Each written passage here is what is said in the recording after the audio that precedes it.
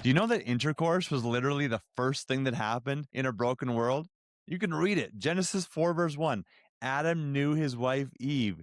She conceived and gave birth to their son. They had sex, and God told us about it. And then church culture these days is like, oh, sex is taboo. Talking about pornography, that's taboo. Not if you read the Bible. This thing's literally from Genesis to Revelation, talking about sexual things the entire time. We have to understand, like, what is God's intent in doing this? I think there are so many things we can learn, but let's just focus on this one. God wanted to get ahead of the immorality that he knew was coming with teaching us what godly sex actually looked like. And for us, often the first experiences or first things we ever hear about sexuality are immoral, and it's the way of the world. And that sets us up for failure because we never even learn God's way. When we do learn God's way, we already have preconceived notions about what sexuality is because of the power of the law of first mention. The law of first mention is whatever is said to you first about a certain subject, that's going to be the lens through which you see everything else. And so what God is doing in Genesis 4:1 is he's using the law of first mention to say this is what godly sex actually looks like. And so when there's temptations and lust that go against what Adam and Eve did